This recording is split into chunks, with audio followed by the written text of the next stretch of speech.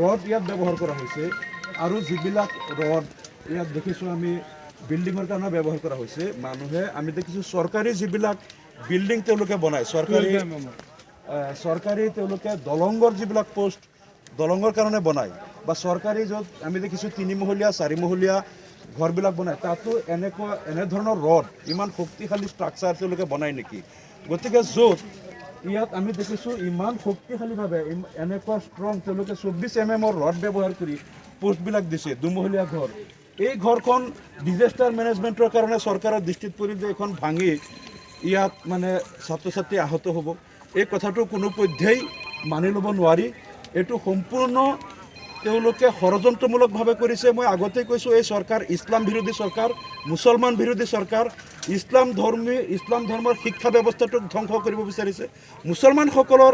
তেওঁলোকক ইছলামবিহীন কৰিব বিচাৰিছে একমাত্ৰ নাগপুৰৰ কথাত উঠা বহা কৰে হিমন্ত বিশ্ব শৰ্মা নাগপুৰে কাৰণ যদি নাগপুৰৰ আৰ্হিত মুছলমানসকলৰ তেওঁ ক্ষতি নকৰে মুছলমানৰ ধৰ্মীয় অনুষ্ঠানবিলাক ধ্বংস নকৰে হয়তো কাইলৈ নাগপুৰে হুকুম দিব মুখ্যমন্ত্ৰী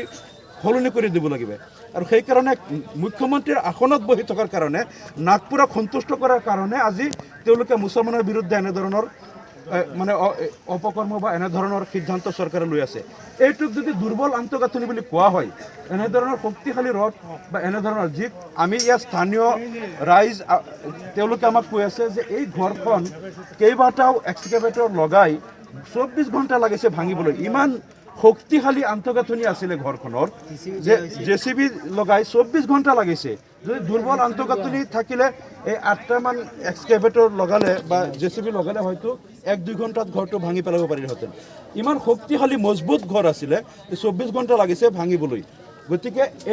এইখনক যদি তেওঁলোকে কয় যে এইটো মানে দুৰ্বল আন্তঃগাঁথনি ডিজাষ্টাৰ মেনেজমেণ্টৰ নীতি নিয়ম মানি চলা হোৱা নাই ল'ৰা ছোৱালী ইয়াত ঘৰখন ভাঙি পৰি মৃত্যু হ'ব পাৰে গতিকে ইয়াতকৈ শক্তিশালী ঘৰ তেওঁলোকে চৰকাৰেও নবনায় গতিকে এই কথাবিলাক আমি বুজি পাবলৈ বাকী নাই আৰু তেওঁলোকে যিটো PWDৰ পৰা অৰ্ডাৰ লোৱা নাই বুলি কৈছে গাঁও পঞ্চায়ত এলেকাত পঞ্চায়তৰ NOC লৈ পেলাই ঘৰবিলাক বনোৱা হয় গোটেই অসমত এনেদৰে কেৱল খালি মাদ্ৰাছাতেই তেওঁলোকে দেখিছে নেকি ডিজাষ্টাৰ মেনেজমেণ্টৰ আইনবিলাক মানি চলা হোৱা নাই বা যিটো বিভাগীয় তেওঁলোকৰ পাৰ্মিশ্যন লোৱা নাই এনেকুৱা হ'লে যিমান স্কুল কলেজ আছে আনকি তেওঁলোকে হিমন্ত বিশ্ব শৰ্মা ডাঙৰীয়াৰ পৰিয়ালৰ লোকে তেখেতৰ পত্নীয়ে যিমান স্কুল কৰিছে তাতো দেখোন আমি যদি সেইবিলাক বিচাৰিব যায় সেই কাগজ পত্ৰবিলাক নাপাব আৰু এনেধৰণে দেখোন মানুহৰ ঘৰ দুৱাৰ আৰু বহুত ধৰণৰ অনুষ্ঠান প্ৰতিষ্ঠান গাঁও অঞ্চলত সব ভাঙিব লাগিব সেইবিলাকতো চৰকাৰে ক'তো নোটিছ দিয়া নাই কেৱল মাদ্ৰাছাসমূহ বাছি বাছি কিয় টাৰ্গেট কৰি লোৱা হৈছে একমাত্ৰ তেওঁলোকে ইছলাম ধৰ্মী অনুষ্ঠান প্ৰতিষ্ঠানবিলাক টাৰ্গেট কৰিছে ইছলাম ধৰ্মীয় শিক্ষা ব্যৱস্থাটোক ধ্বংস কৰিব বিচাৰিছে আৰু কেৱল নিজৰ পদবী বচাবলৈ নাগপুৰে যদি হুকুম দিছে অলপ মাদ্ৰাছা কেইটামান ভাঙি দিয়ক আমি দেখিছোঁ মৰিগাঁৱৰ যিটো জামিউল হুদা মাদ্ৰাছা ভাঙি দিয়া হ'ল মৰিয়াবাৰী থানাৰ অন্তৰ্গত তাতো মই গৈছোঁ তাতো এই আন্তঃগাঁথনিৰ একো আমি তাত বেয়া দেখা নাই ঠিক সেইদৰে বৰপেটাত তেওঁলোকে যদি আন্তঃগাঁথনি দুৰ্বলৰ কথা কৈ অৰ্ডাৰ উলিয়াই তেওঁলোকে ঘৰ ভাঙিব আৰু মিডিয়াত ক'ব জেহাদীৰ ঘাটি বুলি তাৰমানে ইয়াত গোটেই ভাৰতৰ মানুহে ভাবি আছে যে অসমৰ মাদ্ৰাছাবিলাকত জেহাদী কাৰ্যকলাপ সন্ত্ৰাসবাদী কাৰ্যকলাপ চলি আছে এই কথাটো ভাৰতৰ অন্যান্য প্ৰান্তত বুজাই আছে আৰু নাগপুৰক বুজাই আছে জেহাদীৰ ঘাটি বুলি আমি এই মাদ্ৰাছাবিলাক ভাঙিছোঁ কিন্তু চৰকাৰে প্ৰশাসনে অৰ্ডাৰ দি আছে আন্তঃগাঁথনি দুৰ্বল আৰু ডিজাষ্টাৰ মেনেজমেণ্টৰ একো তেওঁলোকে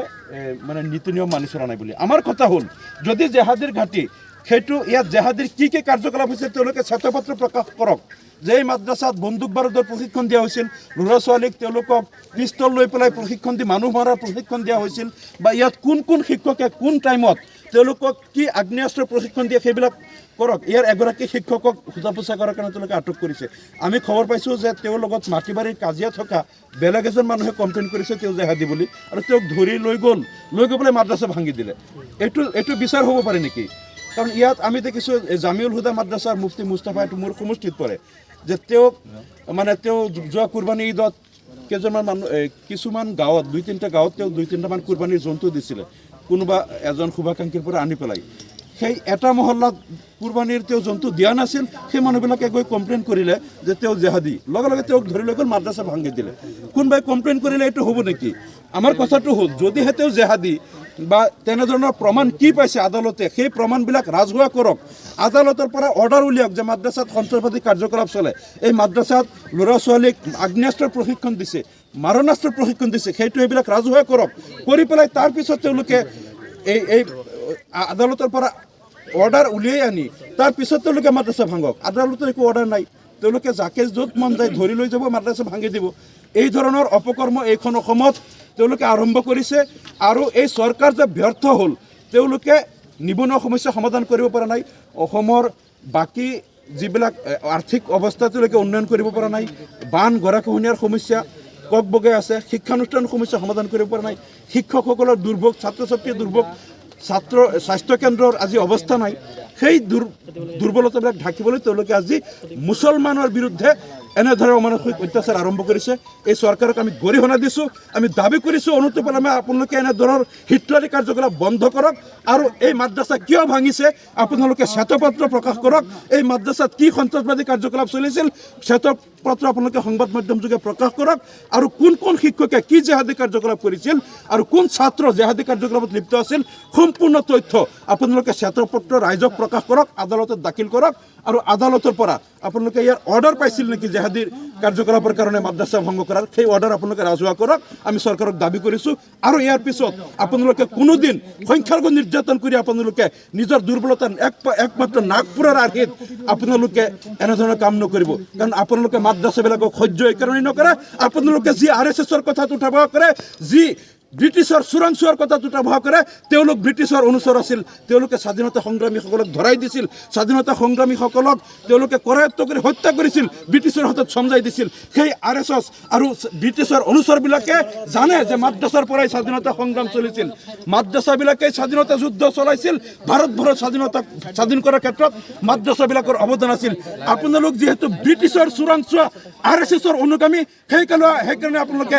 মাদ্ৰাছাবিলাকক সহ্য নকৰে কাৰণ মাদ্ৰাছাবিলাকে ভাৰত স্বাধীন কৰিছিল আৰু আপোনালোকে স্বাধীনতা বিচৰা নাছিল আপোনালোক আজীৱন ব্ৰিটিছ এই ভাৰতত থকাটো বিচাৰিছিল ব্ৰিটিছৰ গোলামী কৰাটো আপোনালোকে বিচাৰিছিল ব্ৰিটিছ যে ভাৰতৰ পৰা গুচি গ'ল সেই কথাটো আপোনালোকৰ সহ্য নহয় মাদ্ৰাছাবিলাকে স্বাধীনতা সংগ্ৰাম চলাইছিল সেইকাৰণে আপোনালোকে মাদ্ৰাছাবিলাকক সহ্য নকৰে আৰু আপোনালোকে এতিয়া সেই মাদ্ৰাছাবিলাকক টাৰ্গেট কৰিছে কাৰণ মাদ্ৰাছাবিলাকৰ পৰাই স্বাধীনতা সংগ্ৰাম চলিছিল ব্ৰিটিছ ভাৰতৰ পৰা আঁতৰি যাব লগা হৈছিল গতিকে আপোনালোকে সেই ব্ৰিটিছৰ চোৰাংচোৱাগিৰি বাদ দিয়ক ব্ৰিটিছৰ গোলামী বাদ দিয়ক মাদ্ৰাছা স্বাধীনতা সংগ্ৰামৰ প্ৰতীক ভাৰতৰ ৰাষ্ট্ৰপ্ৰেমৰ প্ৰতীক মাদ্ৰাছাক সন্মান কৰিব শিকক ব্ৰিটিছৰ গোলামী বাদ দিয়ক ব্ৰিটিছৰ গোলামবিলাকৰ কথাত উঠা বহা কৰাটো বাদ দিয়ক আমি চৰকাৰক এই কথাটো সকীয়াই দিছোঁ ধন্যবাদ